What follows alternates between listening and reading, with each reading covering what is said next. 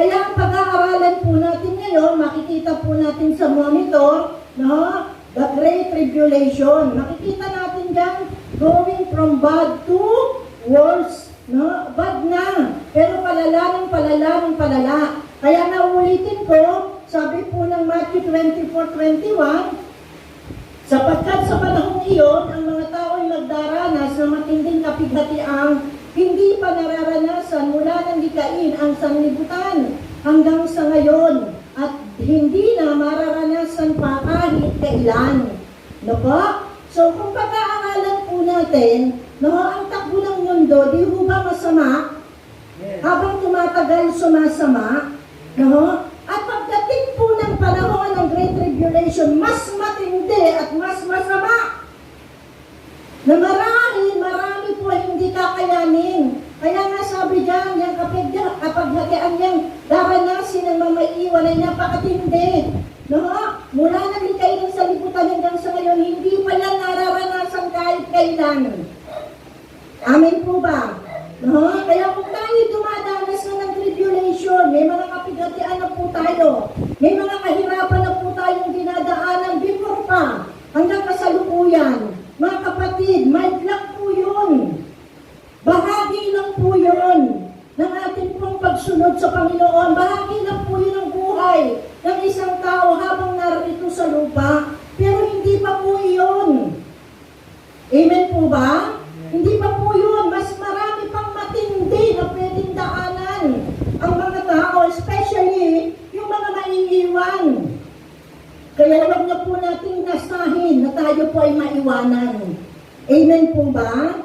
Praise God. Kaya nga doon sa Matthew chapter 24 verse 3, hindi ko na po inilagay dyan.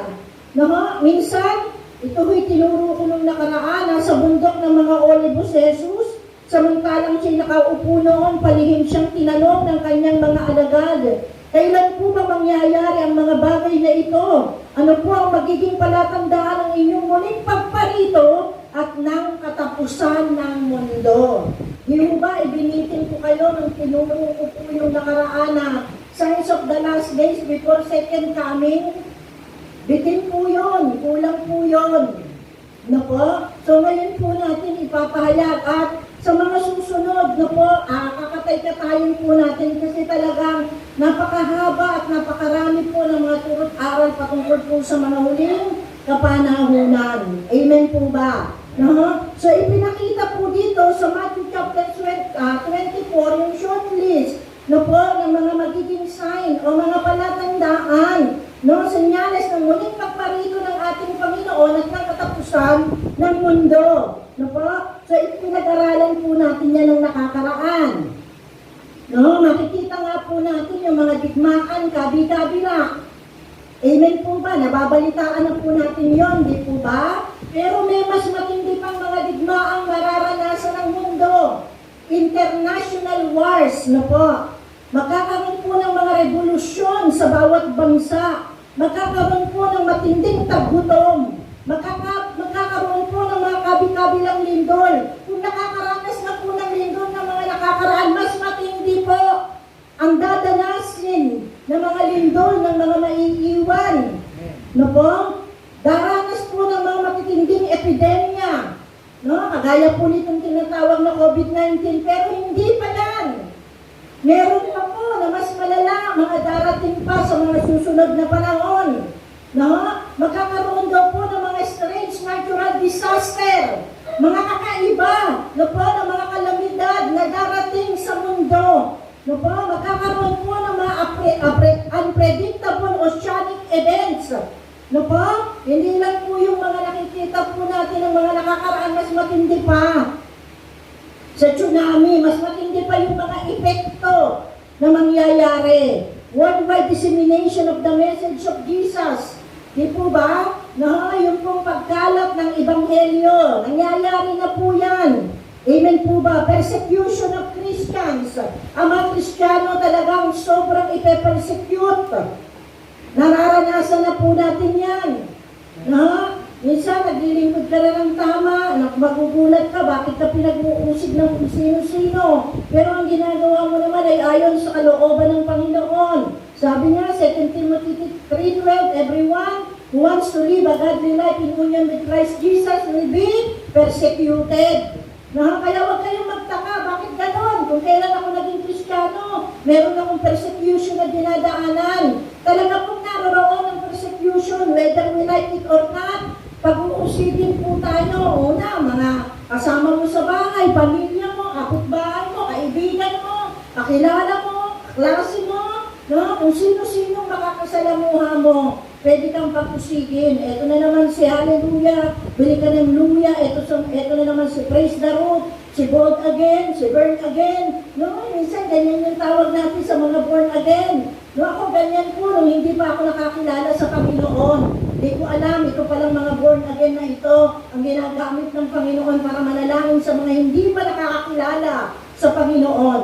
Hindi ko alam, sila pala yung nananalangin para sa kapakanan ng bansa, para sa kapakanan ng mundo at ng lahat ng tao na narito sa mundong ibabaw. Kung alam ko lang, sana hindi ko yung ginawa. Pero dahil hindi nga natin alam pa ang katotohanan, pwedeng nagamit po tayo mag-persecute sa kanila before. At kung tayo naman ang na-born again, meron namang nagpe-persecute sa atin. At sa mga susunod pang magiging mga Kristiyano. Di po ba? Magkakaroon ng tinatawag na rampant immorality. Yung mga immoral na gawa, maskitin, hindi pa po. Masisitili pa po. Kaysa sa mga nararanasan ng mga nakakaraan. Marami ang tatalikod sa kanilang pananampalataya. Manlalamig sa pag-ibig. Sa pag-ibig kay Kristo. Ang marami. Yan po yung mga inansay na nabasa po natin dito po sa Matthew chapter 24. Pero meron pa po. Amen po ba? Kaya nga kung isasakap daw po natin, ang epekto daw po ng mga kalamitan na ito darating sa Matthew chapter 24 verse 21.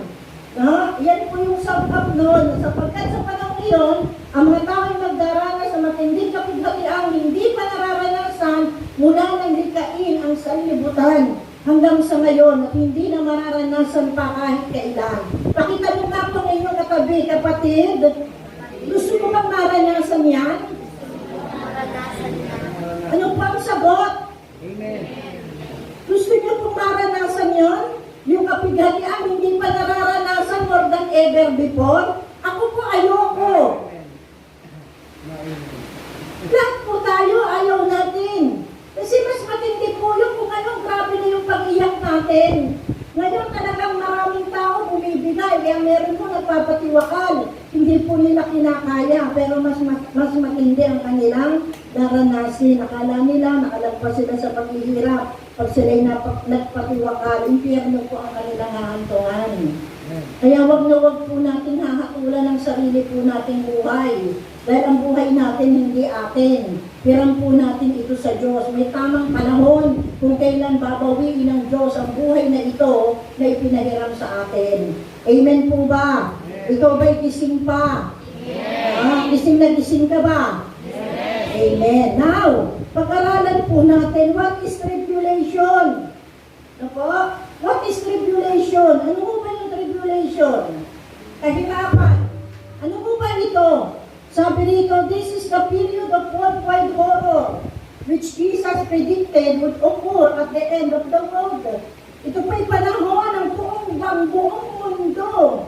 Noon nakasaklap pa na dadanasin po ng buong mundo na predict. Sinabi na at tinuman na ng ating pong Panginoon malayo pa lang. Amen po ba? Hindi pa siya namamatay. Hindi pa siya napapako sa krus. Sinabi niya na po ito na ito ay mangyayari at magaganap. Sabi diyan, this is the 7-year period when God's wrath will be poured out on the earth as never before, which will immediately precede the second coming of Christ. Ito po'y 7 taon na kaganapan. Ibubuhos po ng Diyos ang kanyang puot, ang kanyang galit sa mundo. At ito po, itong daranasin na ito ay hindi pa nararanasan kahit kailan. And after po nito, dadating po ang muling pagbabalik ng ating pong Panginoong Hesus Kristo. Sabi diyan, it is the 70th week of Daniel. It is the 70th week na po, na makikita po natin yan sa Book of Daniel chapter 9, verse 24 to 27. Ikaw ba'y gising pa? Amen. Na po? Okay. Hindi ko na po nilagay dyan. Yung Daniel 24, pakitingnan nyo na lang po sa inyo pong mga Biblia. Daniel also had visions concerning how the world was going to end. Meron din pong naging pangitain si Propeta Daniel kung paano daw po magtatapos ang mundo. Sabi po sa Daniel chapter 12 verse 1, Then there will be a time of anguish greater than any since nations first come into existence. Hello? Magkakaroon daw po ng panahon ng pagdadalamhati, matinding pagdadalamhati. Kesa sa mga naranasan po ng mga iba't ibang bansa ng mga nakakaraan. Hindi pa naranasan. Kaya nga, matindi po. Amen? Kaya nga para alam niyo po yung mga nagbubuntis, di po ba? Sa pagbubuntis, hindi natin nagbubuntis, easy-easy lang, parang walang bola sa tiyan. Nakuha niyo? Parang walang pakwan sa tiyan, easy-easy. Bibihira po yung ganon. Lahat po ng pagbubuntis, meron pong mga kakaibang nararanasan. Kasi bakit? Dalawa na kayo, hindi ka lang iisa. Amen? At minus po, hindi na maganong kagaang, lalo na pag lumalaki. Amen po ba? May mga hirap na pong nararanasan dahil naglilihi. Maraming ginugusto. Nandiyan madaling mapagod, madaling maantok, nahihilo. Iba-iba po, nandiyan kung nagbabangit. Lalo na kada umaga, nahihirapang matulog. Lalo na po pagsapit ng tinatawag na pagle-labor. Pagsasabit na po yung araw ng panganganak, sinupurit ang mga nanay, pagtaas kamay. Nakaranas na pong mga anak. Hindi ganun kadali, di po ba? Masarap po ba? Kaya marami na po, ayaw ko na magbuntis, ayaw ko ng mga anak. Meron ho, nabibingit sa kamatayan kasi sabi nga pag nanganganak ka raw, yung isang paa mo nasa hukay, yung isang paa mo nasa buhay, yung isa parang hati, 50-50 ang sitwasyon at kalagayan mo. Kasi meron nga po na kinamamatay po nila yung tinatawag na panganganak. Amen po ba? Meron po na eclampsia, nasasalina ng dugo, nakukulangan ng dugo, umo-over ang dugo. Hindi biro, mas tumitindi po yung sakit. Tapos biglang lalabas, ganun po yung pwedeng mangyari. Inihahalin tulad sa panganganak. Amen? Pagkatapos manganak, para lang nagdahilan. Pero may recovery. Amen po ba? Tayo po ba ikisin pa? So sabi dyan, tribulation literally is what we call 7 years of hell on earth. Kita nyo? 7 years of hell on earth. 7 taon ng impyerno dito sa lupa. Ibig sabihin talagang napakatindi ng daranasan ng mga maiiwan. Tayo ho ba'y gising pa? Sabi dyan, kailan yan? Magsisimula. When will the tribulation start? Daniel says that the 7-year tribulation will start when the nation of Israel signs a peace treaty with the Antichrist na makikita po natin sa Daniel chapter 9 verse 27. Magsisimula daw po itong tinatawag na kahirapan o tribulation period of great tribulation na po. The moment daw po ng Israel ay nag-sign ng tinatawag na peace treaty sa Antichrist. So, iyan po ay pag-aaralan po natin sa mga susunod pa. Sabi dyan, the horror of the seals, trumpets, and bowls represents the beginning of God's judgment upon a world that has rejected Him. Kung pupunta po kayo sa aklat po ng Revelation, makikita niyo po dyan yung tinatawag na 777 judgment. Ano po yan? 7 seal judgment, 7 trumpet judgment, and 7 bowl judgments. Pag-aaralan po natin yan sa mga susunod. Mahaba po kasi yan. No, kaya kakatay-katayin po natin. Kaya sabihin mo sa katabi mo, kapatid, huwag ka a-absent. Kasi baka mamiss mo ito. Mahirap na.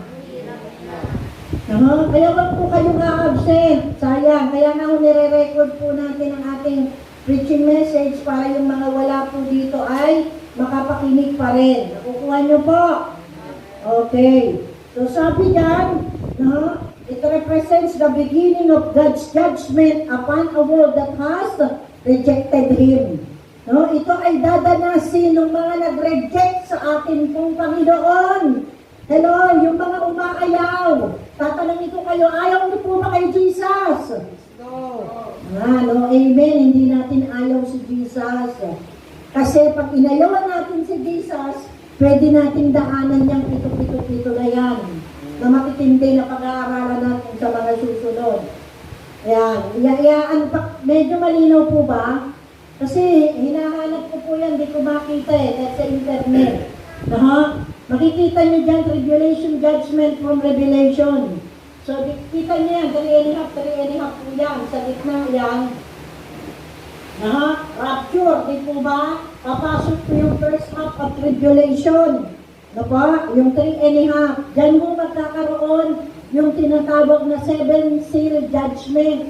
Na makikita po natin sa Revelation chapter 6 and chapter 8 verse 1 to 2. Revelation chapter 6 hanggang chapter 8, 1 to 2. Doon po natin makikita. And then, mamaya, pag-aaralan nyo bakit meron dyan Antichrist defiles the temple. Yan po yung kalagitnaan. And then papasok yung 3.5. Doon po nakapasok yung 7 trumpet judgment and 7 bowl of vial judgment. Makikita po natin yun sa Revelation chapter 8 and chapter 9. Chapter 8, 9, and then 11, 15. And then Revelation 15 and 16. Nakukuha nyo po? Ayan, pinakikita ko lang sa inyo, and then darating po ang Christ, second coming. Ayan, makikita nyo po ba? Medyo malinaw po ba? Pinicturan ko lang po yan So, ayan. Pag-aaralan po natin yan sa susunod. Medyo mahaba po yan. Meron po akong ipapakita sa inyo dyan. Sa 7 seal judgment, makikita po natin sa Revelation chapter 6 verse 1 to 2. Tingnan po natin, punta po tayo sa pahayag.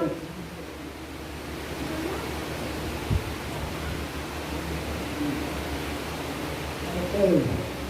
Sabi diyan, nakita kong sinira ng kordero ang una sa 7 tatak, at narinig kong nagsalitang sinlakas ng kulog ang isa sa 4 na nilalang na buhay.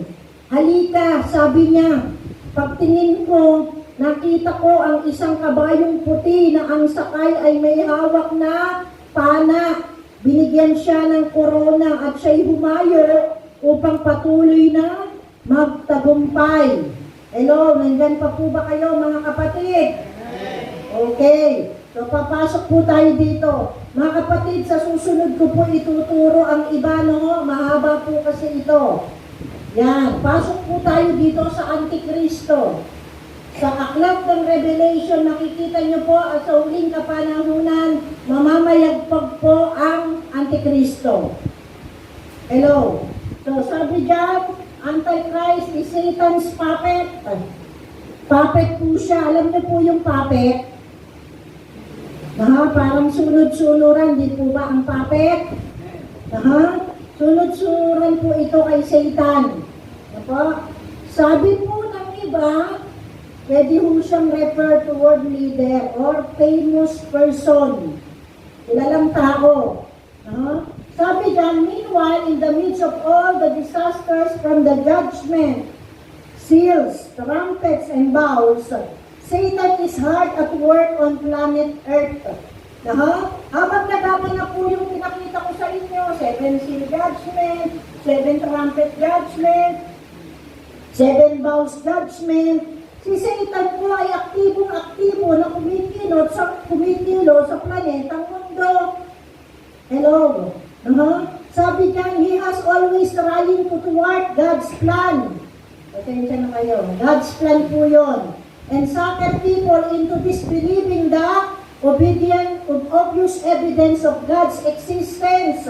Pinipilit po ni Satanas na baliktarin na po yung plano ng Diyos ilinis at parang hinihigop niya po at idinadaan yung mga tao para hindi maniwala kahit obvious yung evidence na merong Diyos. Naniniwala po ba tayo na merong Diyos? Amen. And during the tribulation, Satan will intensify his efforts. Pagdating daw po ng panahon ng tribulation, talagang mas lalakas pa yung kanyang kapangyarihan. Mas palalakasin nga pa yung mga ginagawa niya. Amen? Kaya nga mamamayagpag po siya sa panahon ng tribulation. Kaya nga sabi niya, if the rapture happens immediately before the tribulation, yan yung pre-tribute o pre-tribulation view. O yung pananaw na bago mag-tribulation ay magra-rapture muna. Kapag nauna yung rapture, sabi dyan, then all of the Christians and the power of the Holy Spirit that resides inside them will be removed from earth. And Satan's scheme, nawala yung sin, Satan's scheme will be easier to achieve. Nakuha niya? Pag nauna po yung rapture, ibig sabihin, yung mga Kristiyano, even the Holy Spirit, ay pwedeng wala the time. Amen? Ng tribulation, pwedeng wala the time. Kaya naman, yung mga gawa ni Satanas ay talagang mas madali niyang magagawa. Nakukuha niyo? Mas makakakilos po siya ng malaya kasi wala akong ahadlang sa kanya. Nakukuha niyo po ba? Tayo ho ba'y gising pa?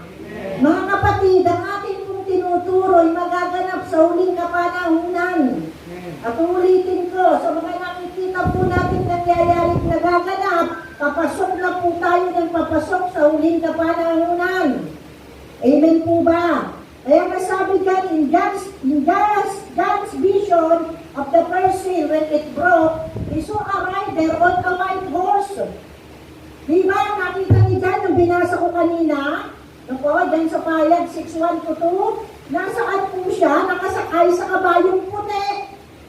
Alam niyo po, sa second coming, ang sasakyan din ng ating Panginoong Jesus ay kabayong puti. Sabi rito, pagtingin ko, nakita ko ang isang kabayong puti na ang sakay ay may hawak na mana. Binigyan siya ng korona at siya humayo upang patuloy na magtagumpay. Sino ho kaya itong nakasakay sa kabayong puti? Sa first seal, judgment, sa una pa lang, na tatak ng paghahatol, nasisirain ng kordero. Nakita kong sinira ng kordero, ang una sa 7 tatak. Tayo ba'y gising pa? Sabi niya, the Antichrist will be Satan's stooge during the tribulation. Si Antichrist ang tatayo para kay Satan. Kasi Satan's puppet nga po siya eh. But don't let our derogatory comment about the Antichrist. Sabi po dyan, lead you to suspect that he is this one, or this one, maybe that one. Kasi pwede tayong mag-isip na, baka yung Antichrist ay si ganito, si ganyan, si ganoon, si ganire. Pwede ho tayong mag-conclude ng ganon. Pero hindi ho natin alam. Kasi sa Bible, hindi po tinuran kung sino po specifically, kung sino po itong Antikristo. Nakuha niyo ba? Pero, siya po ay famous, siya po ay kilala. All indications are that he will be a smooth debonair political leader or famous person who will be able to persuade most of the world to follow him. Kasi pag hindi ka kilala, paano mo mapapasunod ang mga tao sa'yo? Nakuha niyo? Dapat kilala ka. Pwedeng ikaw ay world leader, political leader, or famous one. Kilala. Nasa taas, nasa tugatog. Nakukuha niyo? Pag ikaw ay nasa taas, madali ka makakapagpasunod. Amen po ba? Kaya nga itong Antichrist, pwede mo siyang nasa taas, nasa tugatog, kilala. Amen po ba? Pero hindi tayo pwedeng magsabi, sigurado si ganyan yan, si ganito yan. Ito pangalan yan. Napa? Kasi maraming gano'n, nagko-conclude. Napa? Pero makikita po yan sa huling kapanahonan. Sabi dyan, the first half of the tribulation. Diba? 3.5 and 3.5. Amen po ba? Yung 3.5 years, sabi dyan, the Antichrist is a great impostor. Kaya tingnan nyo, sabi ko nga po sa inyo, nakasakay po sa kabayong puti. Yung unang tatak na sinira ng kordero, ang kordero po ay walang iba kundi ang ating Panginoong Jesucristo na umakyat sa langit, lumuklok sa kanang trono ng Ama. Amen? Kaya yung unang tatak na sisirain ng kordero sa seal judgment, yung unang tatak, yung unang seal na sisirain, refers to the Antichrist. Kaya nakasakay sa kabayong puti. Sa second coming of Christ, si Jesus nakasakay din sa kabayong puti. Nakukuha niyo? Kaya nga Antikristo, nagpapalagay na siya ay Kristo. Amen. Meron po ba tayo naintindihan? Kaya nga sabi niya, the Antichrist is a great impostor. Impostor. No? Nagpapanggap. Nakuha niyo? Sabi dyan, the Antichrist serves as a mediator between the Arabs and Israel. Yung Antichrist, magsisilbi po siyang tagapamagitan sa mga Arab country at sa bayang Israel. He takes the sides of the Jews in claiming that the land of Palestine belongs to the nation of Israel. Siya ko'y magpapanggap na para bagang siya ipapanig sa side ng mga Hudyo ng mga taga-Israel. At sasabihin, tama, sa inyo talaga ang bayan ng Palestine. Ito'y talagang nabibilang sa bayan ng Israel. Papabor. Yung Antichrist sa pasimula, sa first 3.5 years, magpapanggap at papabor sa bansang Israel. Hello, ang kinakalaban po dito ay ang bayang Israel. Hello, meron po ba tayo naintindihan? The Antichrist is instrumental in negotiating a peace treaty. Hello, siya po yung magiging instrument para mag-negotiate, mamagitan, para magkaroon ng tinatawag na pagkakasunduan o peace treaty para sa kapayapaan. Nakuha niya? Sabi diyan, the Antichrist is instrumental in negotiating a peace treaty with the nation of Israel and its Arab neighbors. Yung mga kapitbahay ng bayang Israel na pilit na gustong sakupin, hatiin, kunin ang bawat porsyon ng land ng Israel, even yung land of Palestine. Nakuha niyo po. The signing of the 7-year peace treaty will mark the beginning of the tribulation. Hello. Kaya nga pag nag-sign ng peace treaty, ito na po yung signal, andyan na po ang tribulation. Nakuha niyo po? The Antichrist, sabi ng Daniel 9:26-27, pakitingnan na lang po sa inyong mga Biblia. The Antichrist rises in popularity, magiging famous, becoming a leader in the 10-nation confederacy. Na ba? Magkakaroon po ng pagkakaisa yung 10 nation. 10 bansa yan, pero hindi po tinuran. That will end up ruling the world during the tribulation. Hello? Siya po yung magiging leader ng 10 bansa na nagkaisap, nagkasundo, na magro-rule sa panahon ng tribulation. Makikita po natin yan sa mga talatang nandyan. Daniel 2, 42-44, Revelation 12:3. Sa Revelation 12, makikita po, pwede po natin basahin. Sabi po dyan, isa pang tanda ang lumitaw sa langit, isang pulang dragon na napakalaki. Ito'y may 7 ulo at 10 sungay at may korona ang bawat ulo. Yung 10. Yung sinasabing 10 ulo, it refers to 10 nations. Kaya nga, maraming sa aklat ng Revelation, mga symbolize, yung simbolo. Meron kong pinapatungkulan. Okay, tayo ho ba'y gising pa?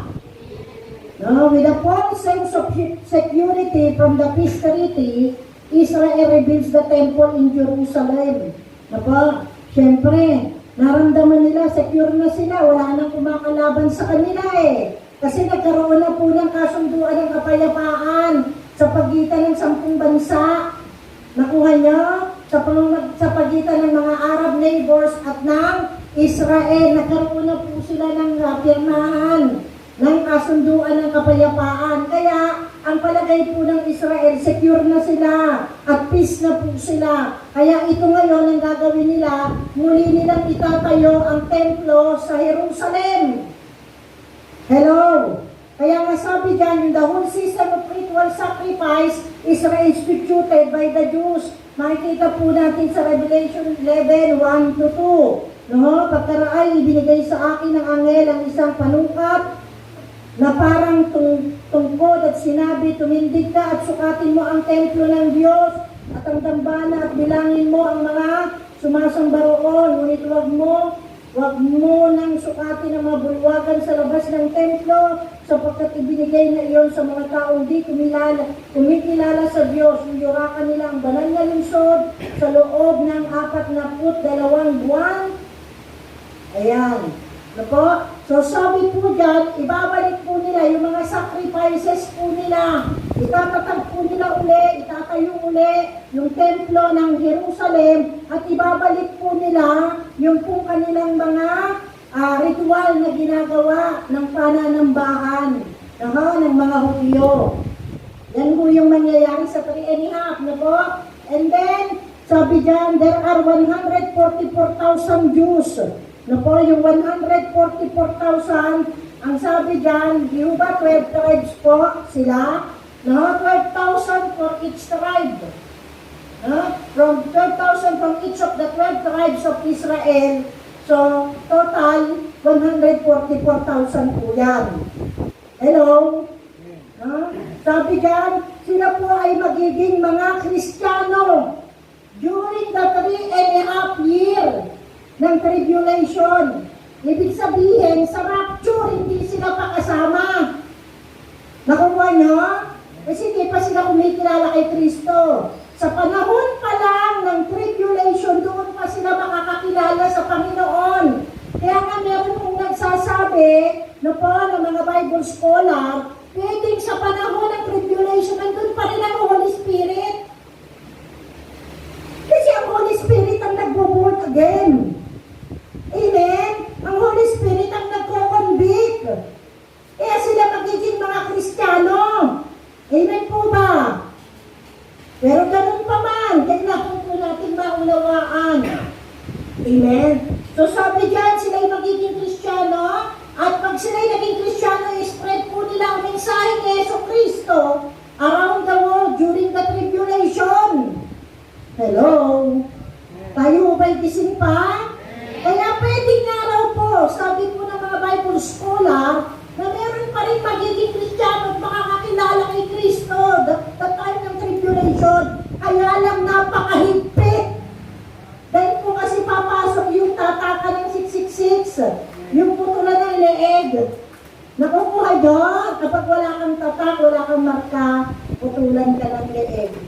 Kaya nga hindi mo ganun kadali the time. Amen? Kaya mapalad kayo. Wala pang tribulation tribulation, nakakilala na kayo sa Panginoon. Pag inamin na lang natin ang ating pagiging Kristiyano. Amen po ba? Tayo ko ba'y gising pa? Okay, makikita natin yan sa Revelation chapter 7. Kaya at that time, sa 3.5 years, magiging aktibo po itong 144,000 para mag-spread o magpahayag ng Ebanghelyo ng ating pong Panginoong Jesucristo. Amen. O pwede natin sabihin yun pala pwede pala yun Pag naiwan pala, pwede pa Mga kapatid, narinig mo na ngayon ang salita ng Diyos. Amen. Ngayon ka inaasahan ng Panginoon na kumilala sa Kanya, hindi sa panahon ng tribulation. Dahil kung ngayon lang maluwag pa, tingin kayo, ngayon na maluwag pa, yung kahirapang dinadaanan maluwag pa, hindi mo nagawa na isuko ng totohanan ng buhay mo. How much more, tingin kayo, how much more kung hihintahin mo pa yung panahon ng tribulation, baka lalong hindi. Kasi mas mahigpit yun. Amen po ba? Kaya ngayon, inaasahan ng Panginoon na talagang totally magsuko ng buhay sa Kanya. Amen po ba? Sabi dyan, God appoints two people. Sa Revelation chapter 11, verse 3 to 6. Ito po yung dalawang saksi. God appoints two people to be His special witnesses to the Jews in Jerusalem and Israel. Hello. Yun yung mag-i-scattered ng Word of God all over the world. Ito po yung 144,000. Hello. Yun naman kung maghahayag ng salita ng Diyos sa bayan ng Israel sa Jerusalem. Ito po yung dalawang saksi na pinili ng Panginoon. Itong tinatawag na two witnesses na makikita po natin dito sa Revelation chapter 11, 3 to 6. Sabi po dyan, subalit ipapadala ko ang dalawa kong saksi na nakadamit ng sako at sa loob ng 1,260 araw o taon, days, na yaon ay ipahayag nila ang salita ng Diyos. Ang mga saksing ito'y ang dalawang punong olibo at dalawang ilawan sa harapan ng Panginoon ng lupa. Nakukuha niyo po? Sila po ay pumapatungkol doon po sa punong olibo at dalawang ilawan sa harapan ng ating Panginoon. Yan. Makikita niyo po dyan, sabi dyan, they preach about God's salvation which is available only through belief in Jesus Christ. Kasi maliligtas lang tayo sa pamamagitan nino, hindi ng mabuting gawa, hindi ng karunungan, hindi ng kagandahan, hindi ng yaman, hindi ng pera. Kasi yun yung mga paraan ng tao para maligtas. Kaya nga sabi sa Bible, may mga daan, akala ng tao ay matuwid, ngunit ang dulo ay kapahamakan. Amen? Maliligtas tayo through Jesus Christ. Sa pamamagitan ng kanyang ng pananampalataya. Amen? Sa kanyang biyaya. Amen po ba? Sabi dyan, supernaturally empowers these two witnesses to perform miracle which brings credibility to their claims. Supernaturally, itong dalawang saksing ito ay gagamitin ng Diyos mightily. Gagawa ng mga himala habang sila'y narito sa lupa. That time na sila'y itatayo ng Panginoon. Now, yun po'y mangyayari sa first half. Mangyayari po dyan yung 7 seal judgment. Hindi ko pa ho yun itinuturo, mga kapatid. Antikristo pa lang po ito. Ituturo ko po yun sa susunod, yung 7 judgment. So sa second half naman po, kasi 7 years nga po siya, sa 3.5 years na maiiwan. Sa una, si Antikristo ay serves as impostor. Antichrist is a great impostor doon sa 3.5. And doon sa another 3.5 naman, sabi dyan, the Antichrist reveal his true nature.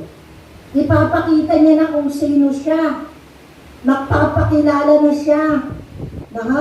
Kasi doon sa unang 3.5, nagpapanggap siya, bait-baitan siya. Dito ipapakilala niya na siya, yung sarili niya, yung anyo niya. May beastly character and beastly appearance. Nakuha niya? Parang beast. Sabi dyan, sa another half, the Antichrist break his treaty with Israel. Hello? Diba siya yung ginamit para magkaroon ng peace treaty between Israel and the Arab neighbors? Ng Israel, Arab nation. Sabi dyan, this time, i-break niya yung treaty with Israel. And the Jews are the subject of great persecution. Ngayon, this time, yung mga Hudyo na ngayon ang subject ng pag-uusip. Sila na yung tutugisin, sila na yung tutumbukin sa pag-uusip. Makikita natin Daniel 9:27, Isaiah 28:18. And this time of 3.5, another 3.5, the Antichrist is killed, but he is raised back to life by the power of Satan in an attempt to counterfeit the resurrection of Jesus Christ. Dito, mamamatay si Antikristo, masusugatan na para siyang mamamatay na. Pero siya po ay bubuhayin sa pamamagitan ng kapangyarihan ni Satanas para ipakita para bagang siya si Jesucristo na muling nabuhay mula sa mga patay. Counterfeit of Christ, manggagaya, mandaraya, kaya nga false Christ. Nakukuha niyo po. Sabi dyan, ang isa sa mga ulo ng halimaw ay parang may sugat sa Revelation 33:4. Ang isa sa mga ulo ng halimaw ay parang may sugat na halos ikamatay nito. Ngunit ito'y gumaling. Namangha ang buong daigdig sa nangyaring ito at nagsisunod sila sa halimaw. Sinamba ng lahat ng tao ang dragon. Si Satan. Ang dragon po at ang ahas na matanda na nandoon sa Garden of Eden na nanunukso kay Eva at kay Adan, siya po ay si Satan. Hello? Sabi diyan, sinamba ng lahat ng tao ang dragon sapagkat ibinigay nito ang kanyang kapangyarihan sa halimaw, sa beast. Hello? Ang Antikristo. Sinimba rin nila ang halimaw o ang Antikristo. Sino ang nakakatulad sa halimaw? Sabi po dyan, sino ang makakalaban sa kanya? Sabi nila. Hello? Nakita niya?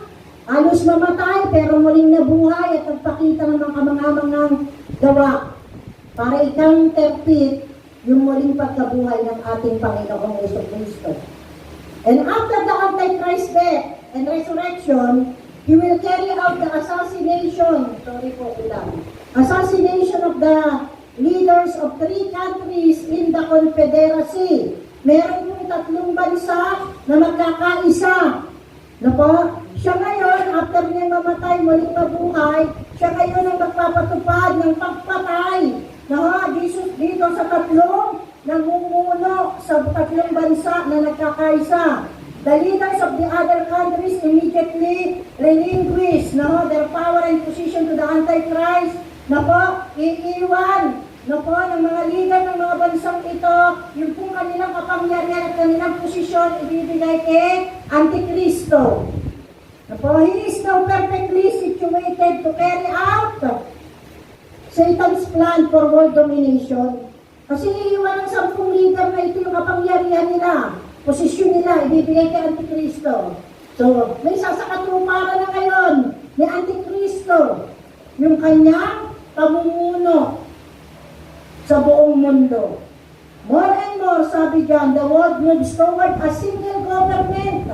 Ito pong tinatawag na one world government. Sa panahon po ng tribulation, magkakaroon po ng isang pamamahala, iisang pamumuno, at ito po yung Antikristo. Mga kapatid, sa panahon yun, hindi mo makikita yung beastly appearance, makikita mo lang yung hari na mamumuno. Diba?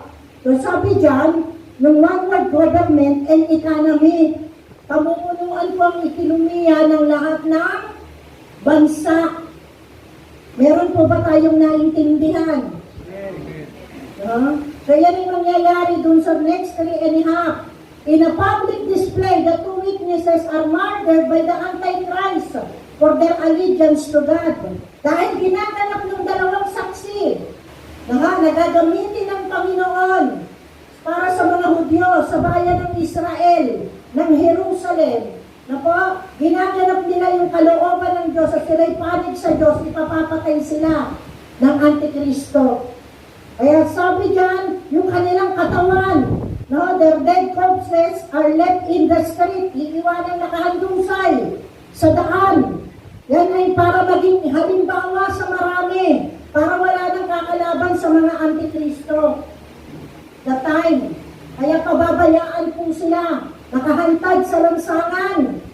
Diba? However, sabi po dyan, after 3.5 days, the two witnesses are resurrected.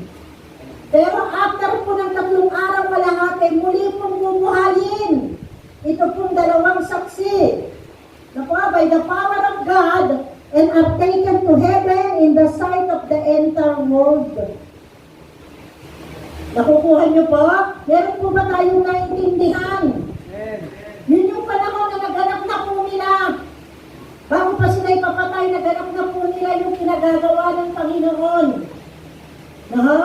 And after po nilang mabuhay sa pamamagitan ng kapangyarihan ng Jesucristo o ng Diyos na po, iaangat sila sa langit na makikita ng lahat. Let's wrap you.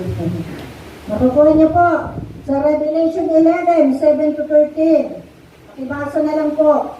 The Antichrist put himself forward as a God and demands the worship and adoration of the people of the world. Na po, ang Antikristo, siya po ay gusto niyang siya'y kilalanin bilang Diyos na at magdedemand po siya ng pagsamba at pagpupuri ng mga tao sa buong mundo. Gugustuhin niya po na siya'y dakilain ng mga tao. Tayo hubay gising pa. Okay, Revelation 13, 3-4-8. Tingnan po natin. Ang isa sa mga ulo ng halimaw ay parang nagtamo ng sukat, ikamatay, ngunit bumaling ito, namangha ang buong daigdig sa nangyari at nagsisunod sila sa halimaw. Sinamba ng lahat ng tao ang dragon sapagkat ibinigay nito ang kanyang kapangyarihan sa halimaw. Sinamba rin nila ang halimaw. At sa verse 8, sabi po dyan, kung kayo'y may pandinig, makinig kayo. Ang sino mang itakdang mabihag ay mabibihag na. Ang matakdang mamatay sa tabak ay sa tabak mamamatay. Kaya kailangan magpakatatag at manalig ang mga hinirang ng Diyos. Ito. At Satan empowers the false prophet to be the Antichrist sidekick. Bibigyan ngayon ng kapangyarihan ni Satanas ang mga false prophet, yung mga bulaang propeta para maging sidekick, kabadi-badi, katumang ng Antikristo. Through demonic miracles, gagawa ho ng mga kababalaghan, pero demonic. The false prophet creates an anti-religion around worshiping the Antichrist, which is really worship of Satan. Diyan po papasok yung one world religion. Nakukuha niya? Magiging isa na po ang pananampalataya ng mga tao sa mundo. Kasi ang gusto ni Satan, siya ang kilalanin through Antichrist. Nakukuha niyo po? And then, the false prophet administers the issuance of the mark of the beast. Ito na po yung marka ng halimaw. Ano po ito? Alam niyo po ba yon? Ano po yon? Ano po yon? Yan yung 666, marka ng halimaw. Tingnan natin Revelation 13, 16-18. Basahin po natin.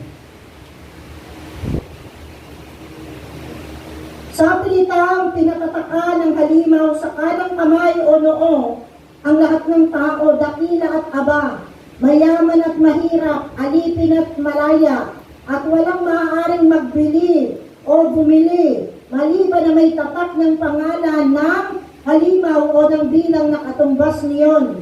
Kailangan dito ang talino. Maaaring malaman ng sino mang matalino ang kahulugan ng bilang na katumbas ng pangalan ng halimaw, sapagkat ito'y pangalan ng isang lalaki. Ang bilang ay 666. Ang tinuran lang po doon ay pangalan ng lalaki. At ito ay may katumbas na bilang na 666. Kaya hindi nga tayo pwede mag-conclude, baka si ganito yan, baka si ganito yan, baka si ganoon yan. Nakukuha niyo po? Tayo po ba'y gising pa? So sabi dyan, some form of identification placed on the forehead or right hand by which people display their allegiance to the Antichrist. So kailangan magpatatak ka sa noo mo o sa kanang kamay, pagpapakita na ikaw ay kay Satan, na ikaw ay kay Antikristo. Without this identification, no one can buy or sell. Pag wala kang marka nito, hindi ka makakabili. Mga kapatid, hindi mo yun yung, alam mo yung stampat na tinapakan. Hindi mo ganon. Sabi dyan, pwede po yan na, tawag dito, kung ano po yung ngayon na lumalaganap, kasi po tayo po ay pa-high-tech ng pa-high-tech. Masyado na pong laganap ang computer. Nasa computer age na po tayo. Amen po ba? Kaya marami pong nagsasabi, pwede daw po yung microchips na i-insert either sa noo o sa kamay, na nakapasok na dyan yung complete identity mo, yung mga account number mo, kung magkano ang pera meron ka dun sa account mo. Amen? Kaya darating ang panahon, pag bibili ka, igaganyan mo na lang ang kamay mo, kaya igaganyan mo ang noo mo. Lalabas na ang identity mo, magkano pera meron ka. Habang tumatagal, pauso ng pauso, paangat ng paangat ang technology. Hello? Parang darating sa panahon na parang okay lang, kasi yun yung kalakaran. Yun po yung uso. Pero hindi mo alam, pag ang microchips wala na sa hawak mo, na gadget, cellphone, o anuman, at inilagay na sa katawan mo, ibig sabihin, ito ay marka na ng halimaw sa iyo. Nakukuha mo, pag ipinasok na ito sa loob ng katawan ng isang tao, okay lang yung nasa gadget, pero pag pinasok na ito sa katawan ng tao, iba nang usapan po yun. Yan na ang magsisilbing marka ng halimaw sa iyo. At pag ikaw ay may marka ng halimaw, wala ka ng pagkakataon para makapasok sa kaharian ng Diyos sa langit. Yan pala tandaan, may kayo nakapanig na sa grupo ni Satanas. Nakukuha po pa natin. Kaya hindi ho, porket uso, makikiuso po tayo. At may mga nagsasabi na meron na daw po nitong mayroon. Merong mga bansa na ginaganap na daw po ito. At may mga nagsasabi, may artista nga dito sa ating bansa na meron na daw pong ganon. Pero hindi po natin alam kung gaano ito katotoo. Amen? Pero kung tayo ho ang may opera ng ganon, mga kapatid, papayag ka ba? Meron kong nagsasabi na yun kung na-manufacture na COVID vaccine ay naka-include na yung RFID, microchips. Kapag in-inject sa katawan ng tao, nando na kasama. Kaya nga meron yung kapatid na nagsabi nung pinagbubulayan niya raw, pansinin mo, pastora, ngayon, bago ka makapasok sa kung saan, gaganyan ka ng, anong tawag doon? Yung para makuha yung thermometer, yung makuha yung temperature mo. Anong tawag, thermo? Yun na nga yun. Ano po? Maari daw ho sa huling panahon Ang gagawin sa tao, gaganunan na lang. Sa loob, para malaman kung meron ka ng microchip sa loob ng katawan. Gawa niyo? So, ang mga bagay na ito, na mga nararanasan po natin, ginugroom na po ang tao para hindi na bago sa kanila yung pagdating ng ganong panahon. Kasi hindi natin alam, baka nga ho, meron tama ang pananaw ng iba na sa gitna nga, sa gitna ng 7 years darating ang rapture. Or baka tama rin ang pananaw ng iba na post-tribulation, after ng tribulation, saka darating ang rapture. Second coming na. Nakukuha nyo? Meron ng propeta na nagsasabi, dadaanan daw po natin ang panahon ng tatakan. Kaya meron ng propetang nagsasabi, especially this year is the year of preparation. Dahil by the next year, hindi natin alam kung anong kakaharapin natin. Kailan tayo maghahanda? Bukas, next year, kailan? Ngayon. Kaya pakisabi mo sa katabi mo, ito ang panahon, kapatid. Para wag kang mapabanjing-banjing. Para wag kang magpa-easy-easy. Para wag kang magpapetik-petik sa iyong relasyon sa Panginoon. Magpakaalab ka. Magpakalupag ka sa presensya ng Panginoon. Amen po ba? Meron po tayong naintindihan? Sabi diyan, the Antichrist set himself up in the temple in Jerusalem and performed perverse acts of desecration. Yan po yung tinatawag na abomination that causes desolation. Lumaklok si Antikristo sa trono ng Diyos. Na po? At papasok po yung tinatawag na akalapastangan ng walang pangalawa. Yun lang yun. Kasi wala nang pangalawa. Luluklukan ng Antikristo ang trono ng Diyos. Nakukuha niyo po? Yan ho'y mangyayari during the 3.5 period. The Antichrist attempts to annihilate every Jew. It may be Satan's belief that he can divert God's plan for the world. The Jews are eliminated. Gusto niyang alisin. Alisin ang mga Jew, ang mga Israelites. Na po sa picture. Gagawin niya yung lahat. Sabi sa Revelation chapter 12, verse 1 to 6. Medyo mahaba. Pakibasa na lang po sa inyong mga tahanan, no po? Kaya maganda mga kapatid, sana pinipicturean nyo. No po? The Antichrist leads a military. Pwede kami namang isend sa inyo. No po? Sa inyong, pero inire-record ko po ito, ipapost ko po naman ito. I-upload ko. The Antichrist leads a military alliance of the Western world powers. They prepare to battle against a mighty army of 200 million soldiers from the east in the Battle of Armageddon. Hello? Yan po papasok itong tinatawag na Battle of Armageddon. Yan po yung tinatawag na final war. This is the last world war. And this is the battle unlike the world has ever known. Yan po yung pinakahuling labanan o digmaan.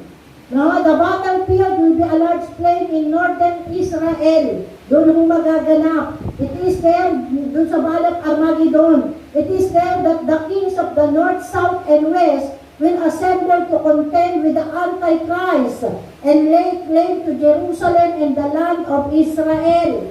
Tingnan niyo po. Diyan, makikita ninyo, yun pong magkakaroon po ng alliance, yung Western world powers. Ihahanda po nila yung kanilang mga army para sa labanan laban sa 200 million soldiers from the east. Tayo po kasama sa east. Apo? Ang Israel nasa east. Hello? Sa Battle of Armageddon. Nakukuha po ba natin? Sasakupin po nila ito, lalabanan po nila, tutuligsain po nila. Now, sabi dyan, ano yung magiging sequence ng labanan? Handa ka pa bang malaman? O gusto niyo po, next week na. Gusto niyo pa po bang malaman? Tayo mo ba'y gising pa? Okay. Ang dali po. Sabi po dyan, ano po yung una? The Antichrist allies assemble. Ano po? Makikita niyo po yung mga allies ng Antichrist. Sasabihin ko na lang po, sa Daniel 8:23, ito yung first king. Malapit na hari. Daniel 8:23 pa rin, master of intrigue, hari ng kapusuhan. Despicable man sa Daniel 11:21.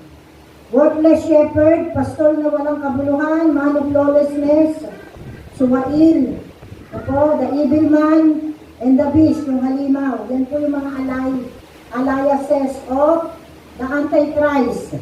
I-assemble niya po yan. Daw ba'y gising pa? Okay. Sabi dyan, yung 10 Nation Confederacy, yung 10 bansa, na nagkakasundo, mag-a-assemble po sila, magsasama-sama sila, no, ang intention nila i-wipe out ang mga Hudyo sa mapa. Makikita natin yan, Revelation 16:12-16.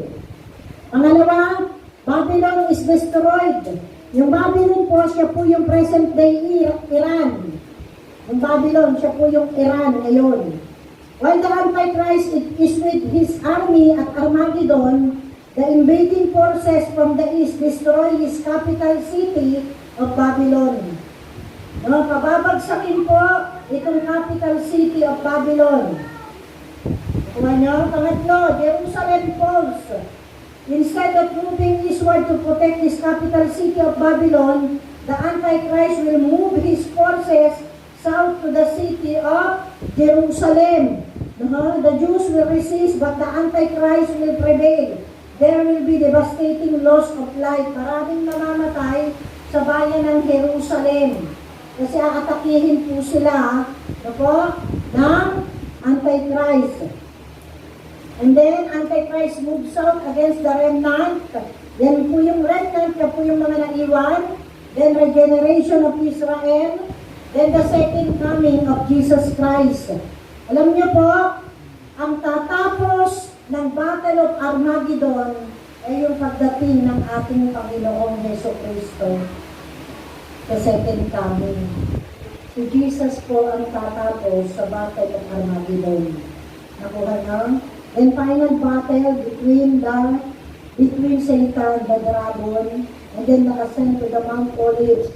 Yan na po mangyayari na kung saan tatayo na ang Panginoon sa Mount Olives para maghari na for 1,000 years. Millennial reign. Nakukuha niyo po ba? Now, ang tanong, how can we escape to its horror? Paano tayo makakalagpas? Paano tayo hindi maapektuhan itong horror na ito? Itong mga mangyayaring ito sa huling panahon, sa 7 years of tribulation. Sabi nga, if you already a born again Christian, kung ikaw ay born again Christian na, ano kailangan mong gawin? Ano po kailangan mong gawin? Manalangin ka po, manalangin. Yung tinuro ko po nung nakaraan, be ready, be wise, be watchful. Maging handa ka, maging matalino ka, at maging mapagbantay ka. Amen po ba? No, gawin natin yan sa pamamagitan ng panalangin. Amen? Sabi dyan sa 34 at 36 ng Luke 21, ang katakawan, paglalasing at kabalisan sa buhay na ito ay alisin ninyo sa inyong isip. Mag-ingat kayo at baka bigla kayong abutan ng araw na iyon, na tulad ng isang bitag, sapagkat darating ang araw na iyon sa lahat ng tao. Kaya't maging handa kayo sa lahat ng oras. Lagi ninyong idalangin na magkaroon kayo ng kalakasan upang makaligtas sa lahat ng mangyayaring ito at makaharap kayo sa anak ng tao. Mga kapatid, ang ating Diyos ay sinlapit lamang ng tamang panalangin. Bakit hindi natin hilingin sa Panginoon na, Lord, kung maaari po, wag mo na kaming ipahintulot dito sa 7 years of great tribulation na ito. Lord, kung maaari po, mauna na pong dumating ang rapture. Una mo na po kaming kunin at ipagsama sa iyong piling at spare mo kami sa mga panahon pong ito. Amen po ba? Lahat ng bagay, bunga po ng panalangin. At hindi tayo magkakaroon, hindi tayo pagkakalooban ng Panginoon, hindi tayo hingi, wala tayong matatanggap. Hindi tayo mananalangin sa Diyos, wala tayong matatanggap. Amen po ba? Bakit hindi natin nilingin sa Panginoon? Lord, nauna nang dumating ang rapture. Amen po ba? Kailangan situit na tayo po ay handa. Amen? Ay sabi po dyan, no, the repentant people will be spared. Yun pong mga tao ng Diyos na lagi, no, from time to time, nagre-repent, tumingi ng tawad. Pag nagkamali, tumatakbo sa Diyos, umiiyak, nananalangin, humihingi ng tawad, nagpapalinis sa dugo ng Panginoong Jesus. Sila daw po ay mai-spare. Maiingatan sila ng Panginoon. Sabi diyan sa Revelation 3:20, no po, sabi mo na, for those who haven't accepted Jesus in their hearts and life, you need to. No? Kung ikaw hindi mo pa tinatanggap ang Panginoong Jesus sa buhay mo, ano kailangan mong gawin? Suko mo na ng totohanan ng buhay mo sa Kanya. Kung ang pagsunod mo, no, ay dahil lamang sa dahil yung kasama mo, sumusunod, kasama mo, nagsisimba, kasama mo, gumaganap sa kalooban ng Diyos, naku, daloy-daloy lang. Kapatid, itama na po natin ngayon. No? Kung mapetik-petik tayo ng pagsusuko ng buhay sa Panginoon, paglilingkod, itama na natin ngayon. Amen po ba? Sabi dyan, only those whose name is written in the book of life will be spared to this horror. Kailangan nakasulat yung pangalan mo sa aklat ng buhay sa langit. Amen po ba? At yung pong mga tumanggap kay Kristo na naglilinis ng kanilang mga buhay, araw-araw sa Panginoon, sila po ay maiwawak silang Diyos sa ganitong matinding kahirapan. Hello, tayo ho ba'y gising pa? Gusto mo ba natin danasan yung ating narinig kanina? Wala namang gusto. Amen po ba? So it is high time para itama natin ang buhay natin sa Panginoon. Kumakatok ang Diyos sa bawat puso ng bawat kita. Hindi rin gininuman ang kanyang tinig. Pagbubuksan siya ng pinto, papapasukin siya, panulok-lukin siya ng buong buo sa trono ng kanyang puso. Paghahariin siya bilang Panginoon at tagapagligtas ng kanyang buhay. Ang pangako ng Panginoon, makakasalin natin siya. Dito sa lupa, hanggang sa buhay, ang walang hanggan. Amen? Sa marriage supper of the Lamb. Tayo po ba'y gising? Amen. Ito po ang lahat ng papuri at karangalan. Meron po ba tayong naintindihan? Tayo po tumayo sa presensya ng Panginoon. Awitin po natin yung awit ngayon, aking Panginoon, ako ay narito. Mainang na handog sa iyo ay alay ko. Hallelujah. Bago natin gawing biro, yung pong ating mga narinig, mga kapatid.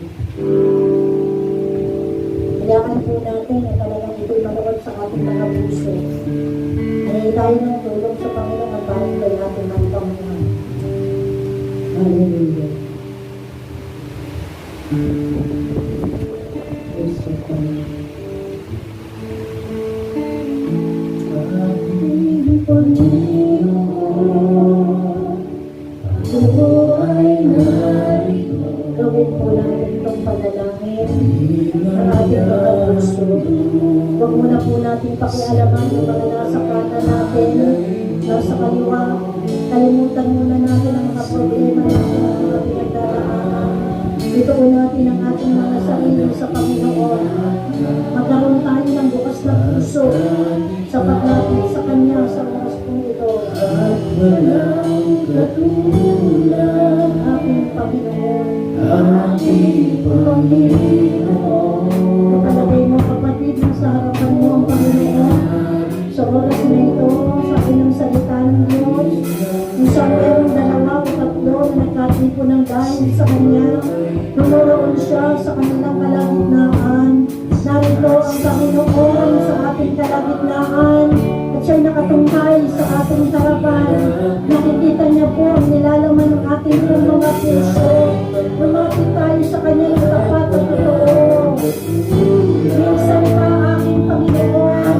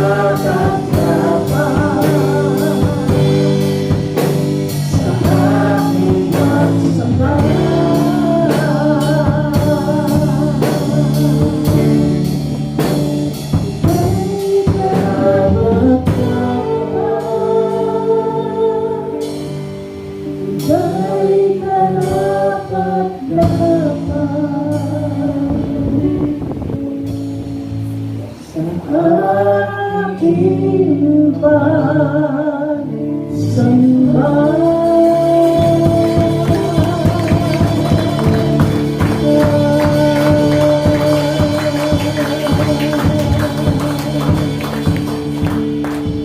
Sa oras kong ito, magkaroon po tayo ng panalangin na tapat at totoo sa harapan ng ating Panginoon. Sa Diyos, wala po tayong maitatago, wala po tayong maililihim. Lahat po sa Kanya'y lantad, lahat po sa Kanya'y ulan. Kapatid, kaibigan, sa oras na ito, magkaroon ka ng tunay na paghahangad at pagmanasan sa iyong puso, na lahat ng iyong mali ay makitama. Lahat ng bagay na dapat mong ginagawa yun ang magawa. Maituwid, maitama ang lahat ng bagay sa ating mga buhay, lalo ng ating relasyon sa Kanya, ang ating pananampalataya, ang ating pagpilingkod. Kung mo ipagwalang bahala ang mga oras na ito, kapatid, magkaroon ka ng panalangin sa harapan ng Diyos mo. Suko mo minsan pa ng totohanan ng buhay mo sa Kanya. Buksan mo ng lubos ang puso mo para sa Kanya. Upang makapasok siya, makapaghari at makapagtrono Gawin mo siyang tunay na Panginoon mo at sariling tagapagligtas ng buhay mo, ngayon at magpakailanman. Hayaan mo na ang iyong pangalan ay makisulat sa aklat ng buhay sa atin. Upang sa ganon, dumating man ang matinding kahirapan na dadanasin ng mundo, kapatid, kaibigan, ma-espera ka. Dadanasin mo ang buhay na walang hanggan sa piling ng ating Panginoon. Sa oras na ito, tayo po'y manalangin. Pwede po bang itaas natin ang ating mga kamay sa Panginoon? Kasama ng ating mga puso. Sabihin po natin lahat, Panginoong Jesus. Sa oras na ito, ako po'y nagpapakumbaba sa iyong harapan. Pinagsisisihan ko po ang lahat ng aking mga pagkukulang, pagkakamali, pagkakasala, kapabayaanan. Patawarin mo po ako kung sa aking relasyon sa iyo, sa aking pagiging Kristiyano, hindi ako naging mabuting katiwala nang ipinagkatiwala mo sa akin. Patawarin mo po ako kung ako'y naging pabaya sa buhay na ito. Maraming pagkakataon namuhay po ako na nakadaloy sa takbo ng mundo. Namuhay ako sa sarili kong kagustuhan. Patawarin mo po ako. Patawarin mo po ako. Sa oras na ito, hinihiling ko po sa inyo. Hugasan niyo po ang aking puso, ang aking isip, ang aking espiritu, kaluluwa, at buong pagkatao ng iyo pong buhay at makapangyarihang dugo na nabubo doon sa krus ng Kalbaryo. Makapatin niyo po ang buhay ko sa iyong harapan. Sa oras po ito, nang bukas ko po, nang totohanan ang aking buong puso at buong pagkatao para sa iyo.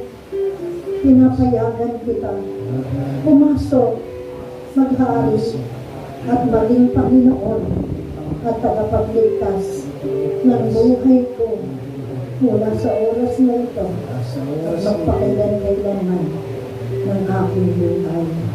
Marami pong salamat. Isulat niyo po ang aking pangalan sa aklat ng buhay sa langit. At ako ay iyong tulungan na mamuhay lamang na naaayon sa iyong dakilang kalooban. Tulungan niyo po ako na magpakaalab, magpakaapoy sa aking relasyon sa iyo, sa aking pananampalataya, sa aking pagmamahal sa iyo, sa aking pagsunod at paglilingkod sa inyo. Tulungan niyo po ako na umikot at umilog ang aking buhay para lamang sa iyo. Maghari kang lubos ngayon at kailanman sa buhay ko. Marami pong salamat. Ito po ang aking panalangin sa pangalan ni Jesus. Amen. Ako na lamang pong mananalangin. Panginoon, marami pong salamat. Ang dalangin ko nga po, Lord, lahat ng mga kapahayagan na iyo pong ipinahayag sa buhay ng bawat isa. Itahin mo po ito ng malalim sa pagbutura ng aming mga puso, ng aming isipan, ng aming espiritu, kaluluwa at katawan at katabuhan. Ang time ito tayo ipaalala mo po ito sa amin. Tulungan niyo po kami, Panginoon, ang mga turot araw na ito ay hindi po namin maipagwalang bahala. Panginoon, ito nga po yung panahon para hindi na kami magpa-relax-relax sa aming pagsunod sa paglilingkod sa inyo. Tulungan niyo nga po kami na may tama ang lahat sa aming pong mga buhay at masumpungan po kami na nagtatapat sa inyo, Panginoon, na mumuhay na naaayon lamang sa iyong dakilang kalooban. Maaari po ba, Panginoon, ang hinihiling po namin? Ispero mo kami na iyong mga anak sa panahon ng matinding kahirapan. Maaaring po ba, Panginoon, ang hinihiling po namin, O Diyos. Mauna nang dumating yung rapture time na kami ay kukunin mo at ipagsasama mo sa iyong piling bago pa dumating ang 7 taon ng matinding kahirapan. Dalangin ko po, Lord, tulungan niyo po kami maging handa sa pagdating ng rapture time sa iyong muling pagbabalik, O God. Masumpungan niyo po kami talaga na nagtatapat sa inyo, Panginoon. Lord, pangalagaan niyo po ang aming spiritual na buhay. Pangalagaan niyo po ang aming relasyon sa inyo, Panginoon. Sa bawat araw ng buhay namin, Lord, huwag ka pong lalayo sa amin ang pagsama mo lagi namin maranasan. Tulungan mo kami, Lord, na talagang may sa puso at may sa pamuhay ang bawat salita mo na amin pong naririnig. Pagpalain niyo po ang buhay ng bawat isa, anuman ang kanilang mga sitwasyon at kalalagayan sa buhay, tatakbuin niyo po silang lahat mula sa pinakamaliit hanggang sa pinakamalaki nilang pangangailangan. Nakikiisa po ako sa kanilang mga panalangin, lalo't ito'y ayon sa iyo pong dakilang kalooban. Ang dalangin ko, Lord, ang lahat ng mga anak mong narito, Panginoon, maging mga maaabot pa ng iyong salita sa pamamagitan, O Lord God, ng aming pong YouTube channel, Panginoon, ay tunay na mapagpala, O Diyos, at tunay na makaranas ng iyong dakilang pagkilos at paggalaw, at ilagay mo kaming lahat sa iyo pong mapagpalang kamay, dahil ang sino mang nasa kamay mo, walang mapapahamak, walang makakaagaw sino man, at walang makapipigil sa iyong ginagawa at gagawin pa sa buhay namin na mga nasa kamay. Maraming mong salamat, O Diyos. Tanggapin mo ang lahat ng papuri, karangalan, pagsamba at pagluwalhati sa natatanging pangalan ng aming Panginoon